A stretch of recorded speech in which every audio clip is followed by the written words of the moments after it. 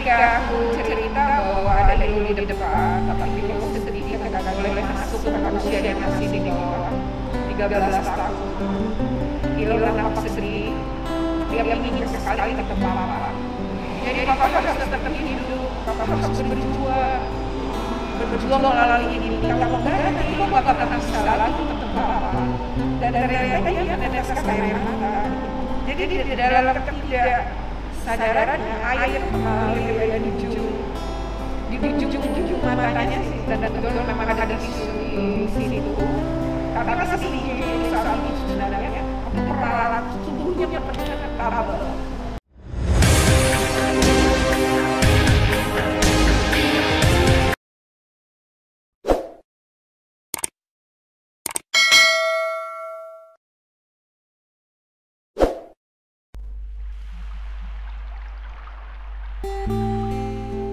Ya, karena ini di rumah sakit ya, dan dia sedang sakit.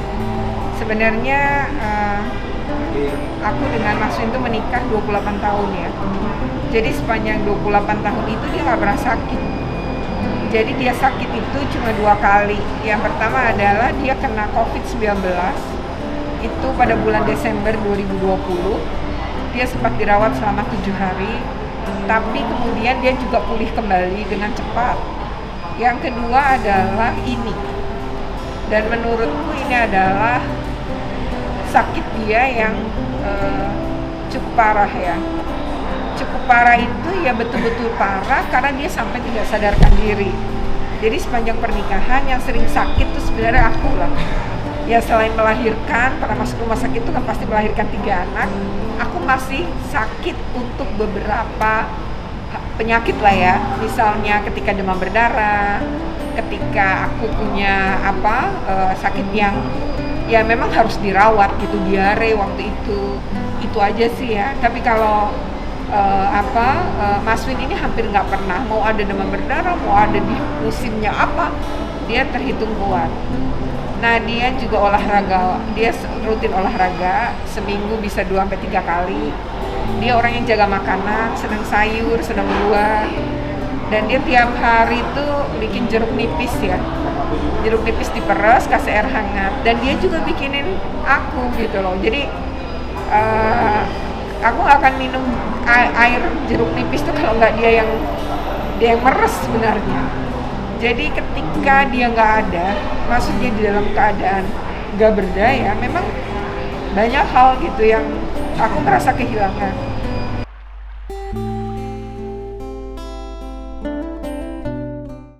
Jadi peristiwa ini dia kena stroke. Stroke-nya serangan yang pertama kali, tapi dia cukup parah. Sesungguhnya kami hari itu adalah hari libur, Sabtu dan Minggu. Kita berdua betul-betul dengan satu anak tuh ada di rumah. Karena 2 anak kami yang satu sedang tugas luar kota, dan yang satu memang sudah tidak tinggal dengan kami sejak menikah. Lalu hanya ada saya dengan bungsu saya yang usianya 12 dengan suami. Hari itu kita santai ya, hari Senin dan hari Sabtu, Minggu tuh kita betul santai. Bahkan bikin pisang goreng bersama. Kita sempet berjemur bersama gitu ya. Dengan anak-anakku juga yang bungsu ya. Lalu itu hari Minggu sempet, karena mau ke Wonosobo, sempet rapat dengan tim YouTube jam 10 sampai setengah 12 malam yang saya ingat. Dan Mas Win itu sudah tidur. Setelah itu saya tidur kira-kira jam 12 malam setelah sikat gigi, cuci muka, ya bersihkan diri, terus saya ke atas tempat tidur, itu suami saya sudah tidur. Saya nggak ingat jam berapa, nggak lihat juga jam. Jam 4 itu tiba-tiba, mungkin jam 4-an ya, karena menurut saya ada pengajian dari masjid. Artinya belum juga subuh sebenarnya, azan subuh. Kalau ada pengajian di awal itu sebelum azan subuh. Tiba-tiba saya di dalam tidur saya tuh kayak mendengar suara benda jatuh, tapi saya nggak tahu apa, dan saya pikir mimpi. Karena masih ngantuk, tidur jam 12 malam, dan itu mungkin masih jam 4-an. Jadi saya berpikir bahwa itu saya mimpi. Lalu tiba-tiba terdengar suara ngorok yang sangat keras, nggak seperti biasanya. Lalu saya lihat di sebelah, kok nggak ada orang. Oh, berarti yang jatuh suamiku, gitu ya. Aku biasa manggil dia Mas Win. Aku antara sadar enggak, duduk, tarik nafas, harus nyalain lampu karena gelap.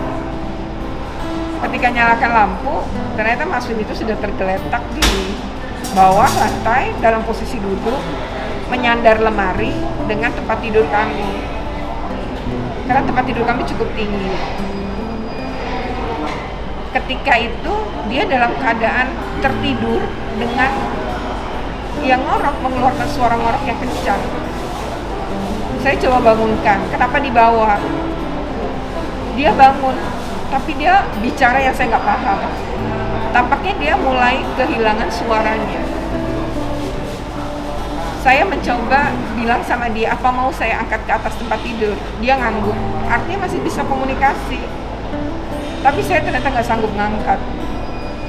Biasanya kalau jatuh, di antara kita jatuh, kemudian ada yang ngangkat, karena kita sama-sama masih dalam keadaan ini, sehingga dua-duanya mengeluarkan tenaga. Kali ini kan dia tanpa tenaga. Saya juga nggak tahu bahwa sisi bagian mananya yang lumpuh. Pada saat itu, pikiran saya satu ke rumah sakit. Jadi saya kamar mandi sebentar, saya bersih-bersih seadanya, lalu saya telepon supir yang kebetulan rumahnya dekat dengan tempat tinggal saya. Saya bilang bisa ke sini nggak, kayaknya kita harus ke rumah sakit. Lalu dia datang dan ngangkat kita juga nggak kuat. Kebetulan rumah kami depannya masjid, jadi ada orang yang akan sholat ke masjid. Jadi mau sholat subuh. Lalu saya minta tolong, apakah bisa membantu mengangkat suami saya ke mobil karena kami akan ke rumah sakit. Saat itu suami saya masih memberi reaksi, dia tidak menolak dibawa ke rumah sakit, tapi dia sudah tidak bisa bicara lagi. Setiba di rumah sakit, ada rumah sakit dekat rumah kami di wilayah Kelapa Gading kami tinggal. Ternyata di situ saya memutuskan, tampaknya tidak perlu ada tindakan. Kalau memang ini adalah stroke terlihat dari lidah, saya bilang saya tidak mau ada tindakan apapun. Saya mau bawa suami saya ke rumah sakit Pusat Otak Nasional. Kenapa saya memilih rumah sakit ini? Karena informasi yang saya dapat selama ini rumah sakit bagus untuk otak. Dan saya tahu bahwa kalau sempat ditangani di satu rumah sakit, maka rujukan itu akan sangat sulit. Merujuk itu butuh waktu, dan suami saya mungkin nggak punya waktu banyak. Jadi saya berpikir saat itu dia harus ditangani oleh ahlinya dengan perlengkapan peralatan yang lengkap di tempat khusus otak. Saya yakin kalau dia sampai kehilangan suara, sampai lumpuh sisi bagian tubuhnya yang sebelah, itu artinya stroke, dan stroke itu adalah fungsi otaknya yang terganggu. Saya tidak tahu apakah dia pendarahan atau tidak, saya tidak tahu. Pikiran saya saat itu adalah membawa suami saya ke rumah sakit. Kami naik mobil biasa, tidak ambulan, hanya dengan supir, saya dan satu warga. Karena suami saya RT kebetulan.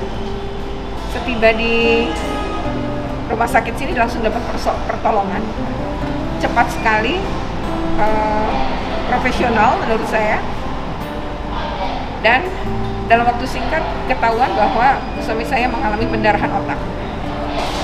Pendarahan otak itu bahkan sudah menjalar, yang bisa menimbulkan juga beku, ya, pembekuan. Dan kalau pembekuan itu terjadi sementara bagian otak itu cairan otak itu harus liquid, ya, harus cair, maka aliran darah yang membekunya akan sangat membahayakan. Saya tidak tahu secara ilmiah, tapi saya pahami bahwa kalau fungsi otak manusia hilang, maka sebenarnya ya dia sama dengan meninggal. Karena akan jantungnya berhenti, parunya berhenti, ginjalnya berhenti, dan saya nggak mau itu terjadi. Seberapapun parah, menurut dokter saya ini kurang beruntung posisinya, karena otak yang justru pembuluh darahnya pecah adalah otak yang pusat, yang terpenting lah pada bagian. Saya tidak tahu ilmu itu, tapi saya memahami penjelasan dokter. Dokter sangat pelan menerangkan kepada saya, tapi dengan bahasa yang saya pahami. Lalu Saya bilang saya bisa apa? Kalau saya nggak punya pilihan, maka semua yang tawarkan dokter saya akan ikut.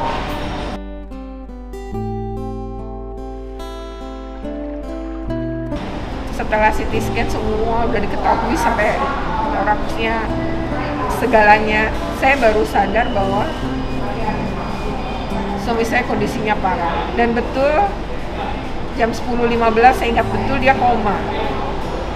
Dia sama sekali udah nggak memberi reaksi, bahkan matanya pun udah nggak bisa dibuka.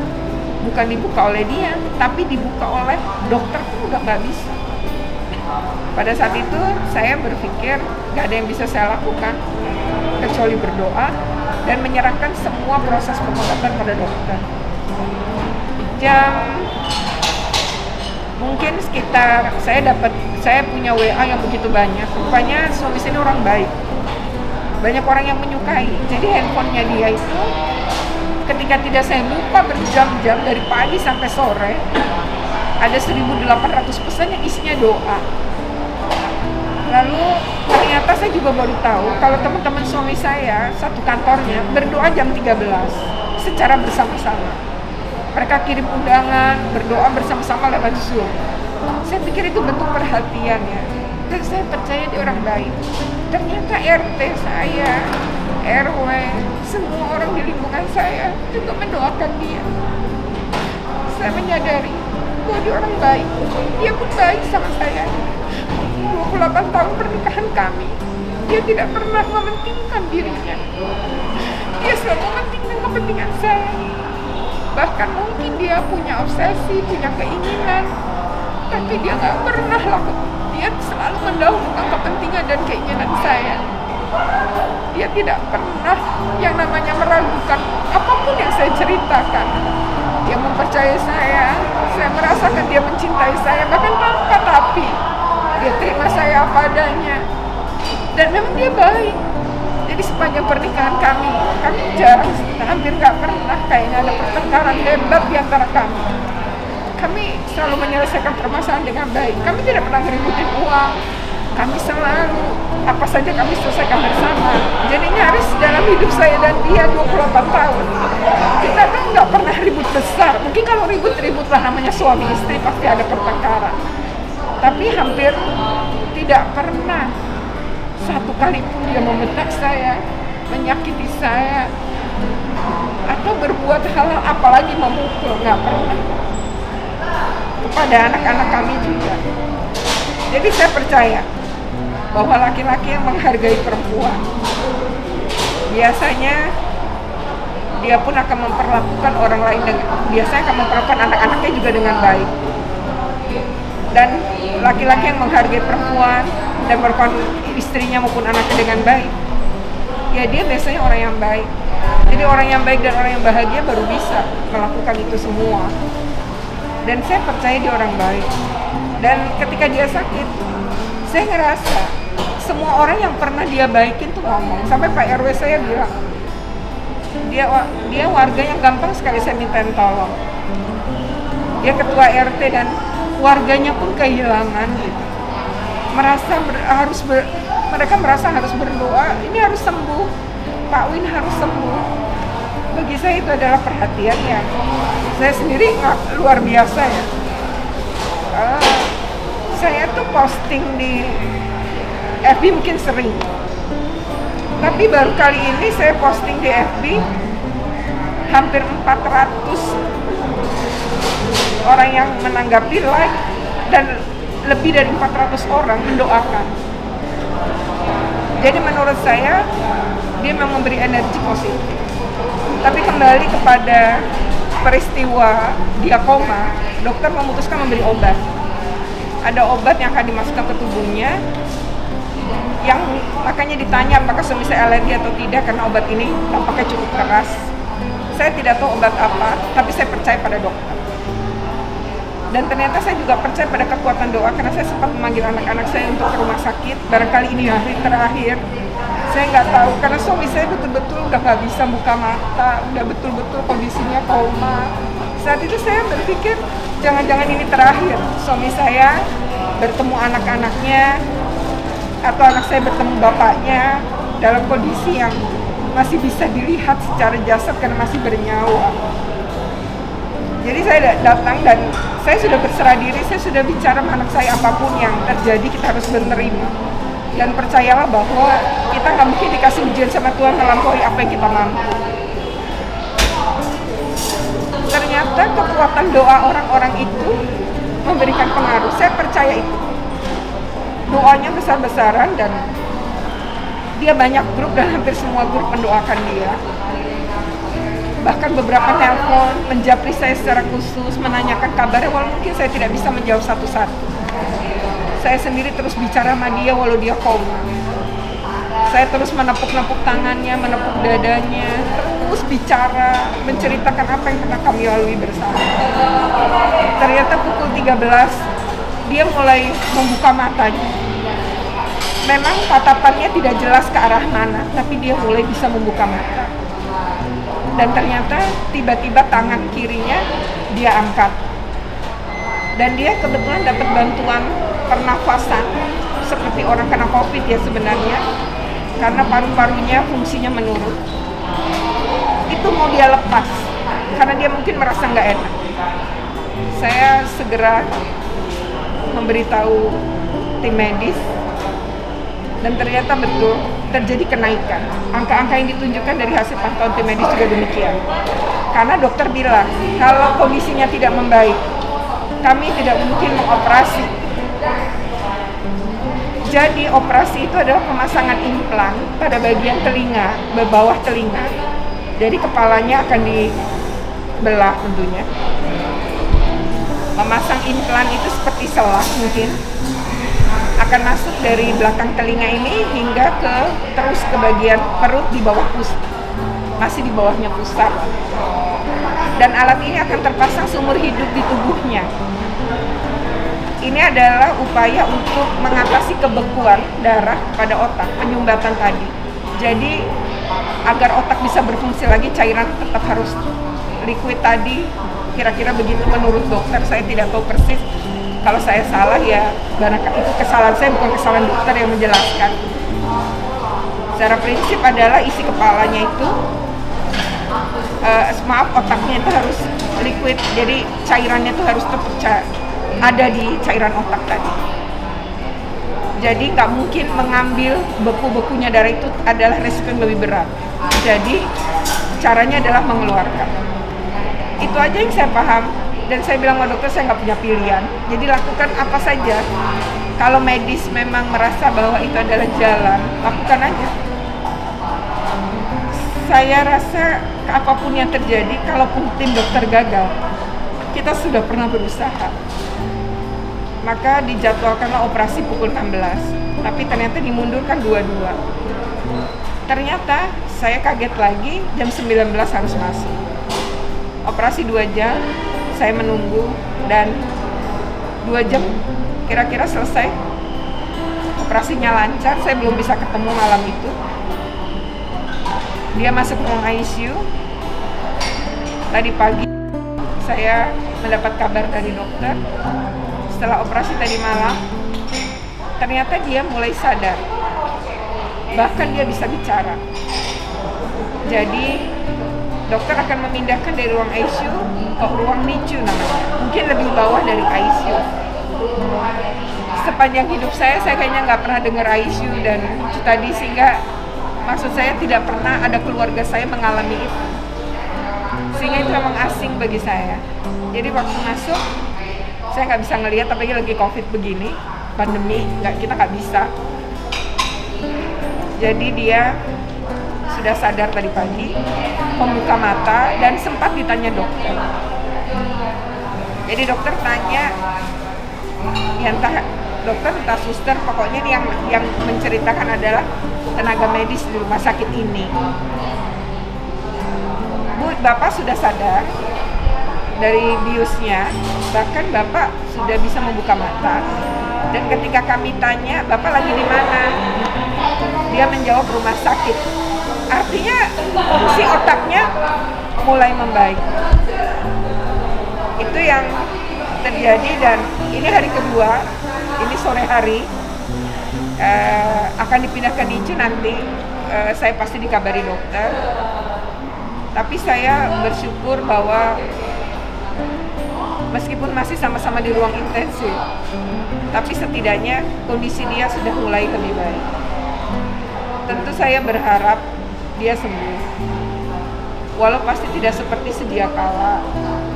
Mungkin akan terapi panjang yang harus dilakukan untuk memulihkan bagian yang lumpuh saat ini. Tapi bagi saya, setidaknya kita berusaha dan memang Tuhan mengendaki dia berumur panjang, melampaui dari yang ditentukan, mudah-mudahan begitu. Tentu ini ujian bagi kami sekeluarga untuk lebih sabar nanti menghadapi, lebih sabar mendampingi terapi dan lain-lain. Tapi saya hanya satu ya, saya yakin bahwa semua pasti ujian Tuhan itu ada hikmahnya. Dan saya berpikir saya harus tetap tegar, karena anak-anak saya kan bergantung saya. Kedua, saya pikir seluruh aktivitas saya juga nggak boleh mati. Saya nggak boleh seolah-olah ujian ini membuat saya kemudian menghentikan semua gerak langkah yang sudah saya susun. Saya pikir suami saya juga nggak rela saya melakukan itu. Tinggal bagaimana membagi waktu, manajemen waktu, dan berbagi dengan anak-anak kami. Saya optimis akan bisa melalui, kecuali Tuhan berkata lain. Tapi saya percaya bahwa segala upaya, berhasil atau tidak, berserah diri kepada Tuhan. Dan saya percaya itu yang terbaik. Saya berharap Tuhan mendengarkan pinta kami, doa kami, saya dan anak-anak. Tapi kalau memang Tuhan menentukan lain, kami pun pasti siap. Semua berasal dari Tuhan dan akan kembali ke Dia. Dan apapun keputusan Tuhan, saya yakin itu adalah yang terbaik bagi saya dan keluarga. Jadi ini ujian paling berat mungkin dalam hidup saya. Dan suami saya itu betul-betul penopang, dalam arti sebenarnya pendukung ya. Saya dengan dia berumah tangga tuh kami betul-betul setara. Dia menghargai saya dan saya bisa merdeka menjadi diri saya. Dan dia adalah orang yang terus memberikan dukungan, membebaskan pilihan-pilihan saya. Seapapun pilihan saya dan berdampak pada dia pun, dia tuh akan tetap mendukung. Mulai dari kasus misalnya dulu saya berhadapan dengan Ambang Tanjung, saya kasus berhadapan dengan misalnya ketika gugatan dengan Pemprov DKI Jakarta di bawah Pak Ahok. Saya merasa bahwa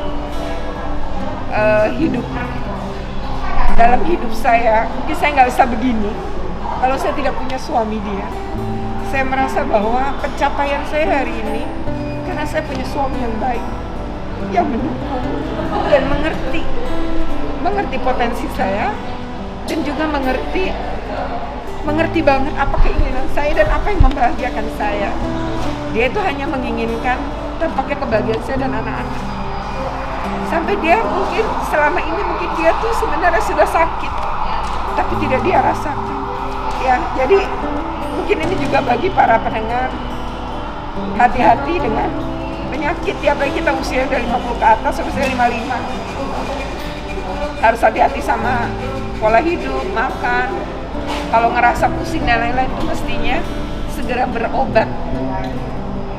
Andaikan berobat, mungkin tensi tinggi ini sampai mengakibatkan stroke bisa diatasi ya. Saya pikir itu cerita tentang suami saya, orang yang sudah mendampingi saya 28 tahun,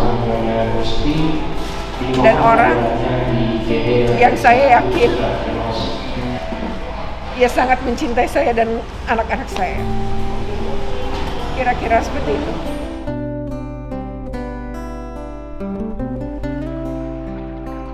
Ketika aku cerita bahwa ada Ilo di depan, tapi Ilo sedih karena nggak boleh masuk karena usianya masih di bawah 13 tahun.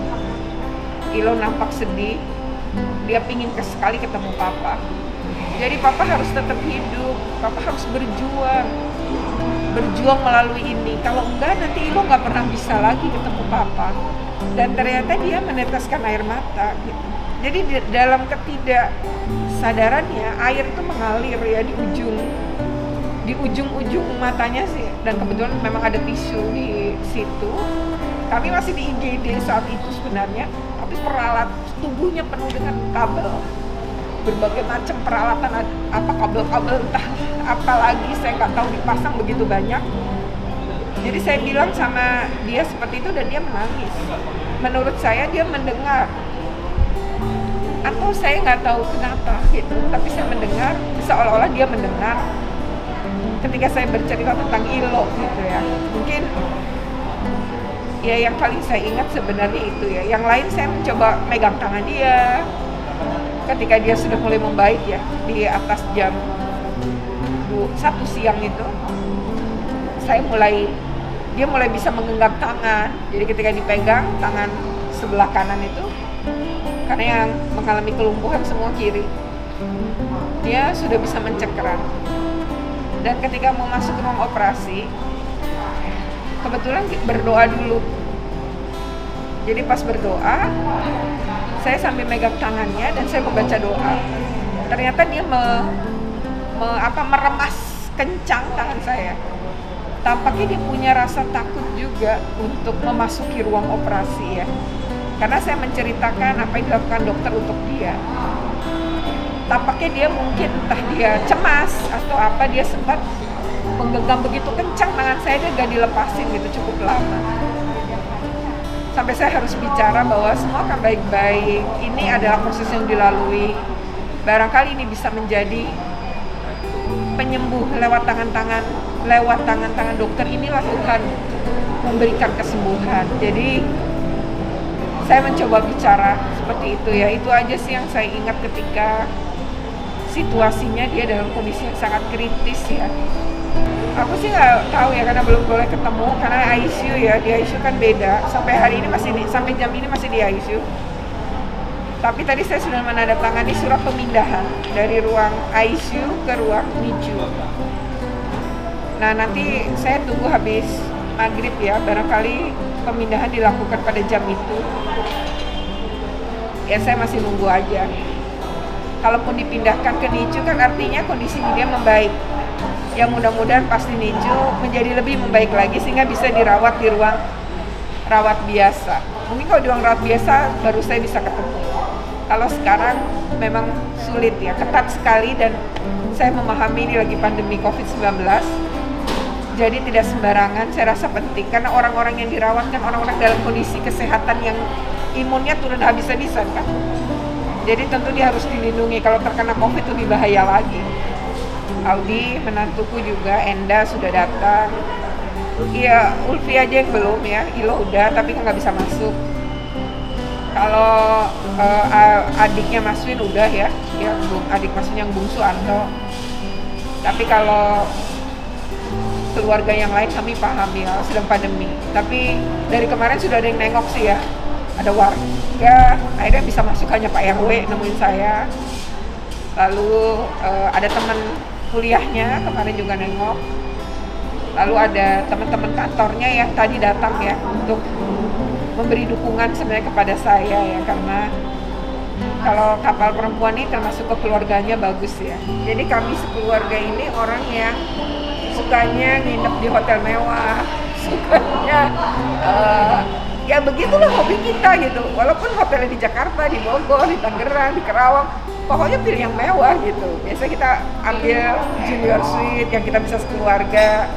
Itu sih masa-masa indah gue sama keluarga dan bersama Mas Win ya. Dan Mas Win adalah orang yang paling sering mencarikan. Jadi dialah orang yang nemu-nemuin tuh. Di sini bagus loh, di sini bagus loh. Dia itu tipe yang begitu. Barangkali kalau terkait dengan kenangan ya mungkin terlalu sering ya. Ini belum pandemi, sebelum pandemi ya.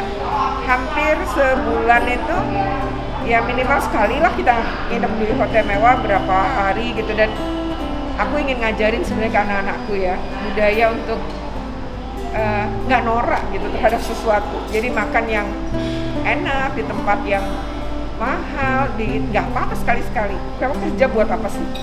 Kerja ya buat nyenengin anak-anak kita, untuk membahagiakan anak-anak kita gitu ya. Kita sering banget lah pergi-pergi satu keluarga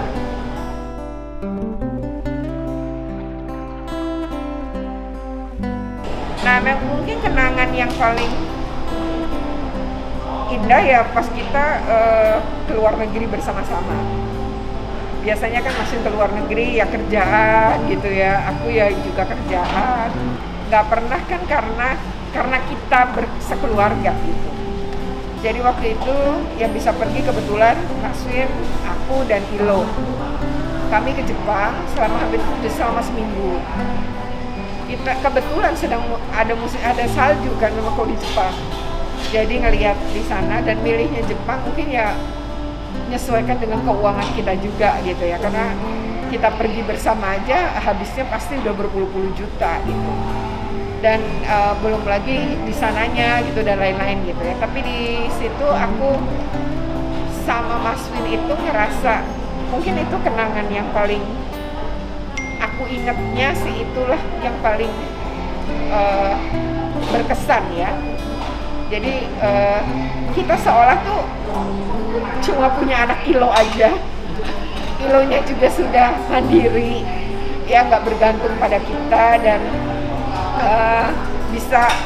dia bisa dengan bermain dengan anak-anak yang lain atau dengan orang dewasa yang lain. Jadi dia model yang mandiri lah selama di Jepang itu. Dan ya itu mungkin dia mainan salju sama anakku ya Ilo, lempar-lemparan salju, jatuh-jatuhan.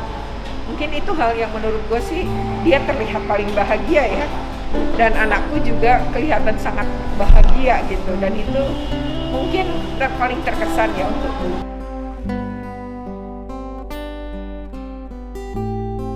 Kayaknya dari aku mungkin masih umur 30-an ya, aku tuh udah dikelilingin anak-anak muda yang pengen belajar nulis, belajar neliti, dan nginep-nginep di rumah gua ya, ngabis-ngabisin makanan gua ke rumah gitu ya. Pulangnya juga harus diongkosin lagi gitu ya. Tapi sebenarnya sih suami gue nggak pernah ribut ya. Kadang-kadang kan pakai uang dia ya. Kalau di dompet gue nggak ada, gue ambil aja dari dompet dia dan dia pasti mengokekan. Kadang-kadang dia yang nanya loh, itu udah dikasih ongkos belum? Itu udah dikasih makan belum? Gitu. Jadi dia perhatian sama orang lain. Dia orang yang memuliakan tamu ya. Dan dia tuh orangnya gak ringan tangan sebenarnya, gampang sekali sebenarnya membantu orang lain ya. Nah kalau tamu dia ingin banget membahagiakan tamu ya, jadi apapun yang ada dia mau sediain gitu ya, itu modelnya dia memang. Jadi kalau adanya cuma itu aja, pasti itu juga akan keluar gitu, meskipun mungkin itu umpamanya sesuatu yang gak ada lagi misalnya di rumah ya dia akan lakuin gitu. Dia memang model yang kayak gitu. Terus seiring dengan gua dulu anak-anak kir ya, anak-anak explore gitu ya, sampai ketika gue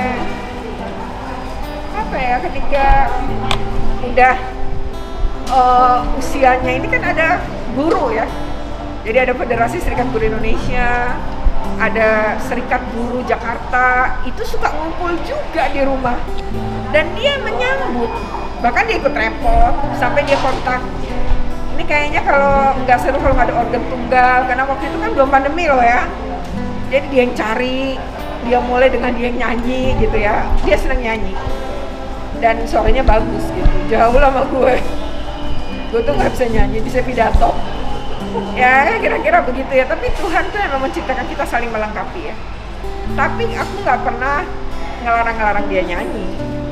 Ya nyanyi monggo aja. Kadang-kadang kalau kita lagi di restoran terus ada live musik, dia pasti nyanyi tuh. Ya begitulah dia, hobinya nyanyi gitu ya. Jadi memang aku dengan dia tuh sebenarnya dua pribadi yang sangat berbeda. Tapi kami punya satu pandangan yang sama tentang bagaimana menjalani hidup bersama. Kalau bertengkar ya pasti bertengkar ya, semua manusia bertengkar lah. Tapi kita nggak pernah bertengkar lama-lama. Cepet baiknya, nggak pernah bertengkar hebat, nggak pernah sama sekali. Dan kalau bertengkar hebat tuh kita berdua mikirnya adalah kita sama tuh waktu duduk berdua, bahwa kita umur nggak ada yang tahu. Mumpung kita masih diberi waktu, kenapa sih mesti musuhan sama pasangan kita? Jadi sepanjang kita masalahnya itu masih bisa diselesaikan, untuk apa? Kemudian kita saling menyakiti, itu nggak penting lah gitu. Jadi kita kadang-kadang kalau musuhan ya nggak bertahan lama, sehari itu sudah tragedi lah ya kalau kita nggak saling menyapa gitu. Dia ada hari tanpa nyapa lah ya, tiap hari ngobrol. Aku tuh nggak pernah nggak cerita sama dia, apapun diceritain, dan dia adalah pendengar yang baik. Dia selalu mendengar. Itu ya, aku sih ngerasa nggak ada, ya mungkin suami-suami lain ada yang bagiku dia istimewa. Mungkin orang lain nggak merasakan, tapi aku merasakan kenyamanan. Kalau aku punya masalah, aku punya tempat dia cerita. Kalau aku, walaupun dia nggak membantu menyelesaikan, dia mendengarkan. Jadi aku lebih tenang. Akhirnya membuat aku jadi pribadi yang jauh lebih matang, lebih tidak emosional gitu ya. Lantaran tadi, aku punya orang tempatku bercerita. Gitu. Ya dia dari dulu sih gitu ya, agak diam gitu ya. Dari aku kenal sih, dari kenal pertama, kita kenalnya kan demo ya. Sama-sama bela kelompok yang tertindas. Ingat banget waktu itu kelompok yang digusur. Aku di situ ngajar anak-anak yang tergusur karena sekolahnya dirubuhkan. Lalu Mas Win itu adalah aktivis yang membantu masyarakat ini karena dia kerja di lembaga studi masyarakat ya, NGO gitu. Dan saat itu kami berkenalan, itu pertama kali sebenarnya. Jadi kenalannya pun dia sama-sama memperjuangkan orang lain. Dan ternyata antara aku dan dia, sebenarnya sih banyak ya yang gini, tapi aku merasa bahwa dia jauh lebih tepat. Karena aku merasa hidup yang penting adalah kenyamanan dan perspektif yang sama tentang bagaimana kalau udah nikah.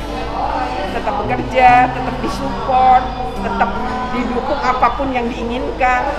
Aku bisa menjadi diriku sendiri dalam pernikahan ini. Apa yang ku mau, apa yang ku pikirkan bisa ku wujudkan. Karena dia memberi jalan untuk itu. Nah itu sih ya, terus dia anti poligami. Dia sangat gak suka sama laki-laki yang melakukan poligami karena menurut dia menyakiti. Dan menurut aku itu adalah sesuatu yang sama denganku gitu ya, pikiran-pikiran yang membuat aku bahwa dia cocok untukku, dialah pilihanku gitu. Dan ternyata betul, aku merasa nyaman sepanjang 28 tahun mengarungi mahligai rumah tangga, meskipun mungkin ada turun naik, ada pasang surut, ada pertengkaran, tapi kita lalui semua secara bersama-sama hingga hari ini. Dan kadang-kadang kita bingung juga bagaimana kemudian orang yang sudah menikah karena atas nama cinta lalu saling membenci. Itu kadang kita bingung, karena kita marahan sebentar aja kayaknya nggak tahan gitu. Dan marahan agak lama dikit, habis itu ngobrolnya panjang kali lebar kali luas gitu ya. Bisa begitu lama ngobrol. Nah menurut aku, pasangan hidup tuh seharusnya yang memberikan rasa nyaman seperti itu ya. Dan ketika dia sakit, nggak bisa mendengar, kondisi tak berdaya, kondisi yang bisa dibilang mungkin kesadarannya menurun drastis, ya aku merasa nggak punya teman untuk ngobrol yang ditanggapi gitu ya. Aku tahu sih dia mendengar mungkin ceritaku, tapi kali ini adalah ceritanya tentang dia gitu. Aku lebih fokus ke dirinya dibanding apa yang ku dapatkan di kantor atau di mana saja gitu ya. Dia lah yang membuat aku kuat menghadapi apapun, karena dia selalu mensupportku, mendukungku, bahkan tanpa ragu. Jadi aku bohong atau tidak, dia tetap mempercayaiku. Dan aku merasakan yaitu cinta yang sesungguhnya ya.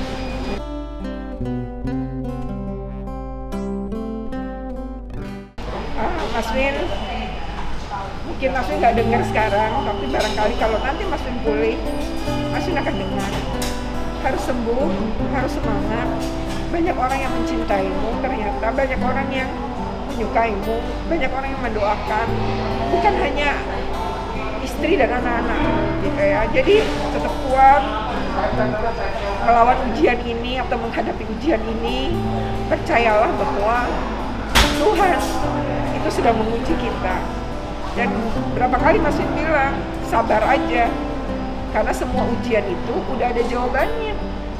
Semua sudah tertulis oleh Tuhan, kita semua cuma menjalankan. Dan hari ini Baru 2 hari Mas Win tuh nggak bereaksi terhadap apapun yang mungkin aku ceritakan, dan baru 2 hari itu saja sebenarnya aku sudah merasa kehilangan. Tapi aku mulai belajar bahwa hidup ini fana, semua tidak bisa kita miliki selama-lamanya. Jadi apapun kemungkinan itu tentu harus dihadapi, bahwa aku siap apapun keputusan Tuhan. Tapi sepanjang kita masih bisa berusaha, masih harus berusaha terus berjuang sampai batas waktu yang memang sudah Tuhan tentukan. Tetap semangat, masih ada anak-anak kita yang masih membutuhkan papahnya. Tetap semangat untuk sembuh. Mas Win, aku menyayangimu, mencintaimu dengan tulus apa adanya, dengan segala kelebihan dan kekuranganmu. Dan sepertinya anak-anak kita juga memiliki cinta yang sama. Jadi mudah-mudahan kita masih bisa melanjutkan hidup kita bersama-sama dengan anak-anak sampai kita bisa mengantarkan ILO kelak menjadi manusia dewasa yang mandiri. Udah kita semua, anak-anak, mama, semuanya sayang sama papa. Mudah-mudahan papa kuat menghadapi ujian Tuhan ini.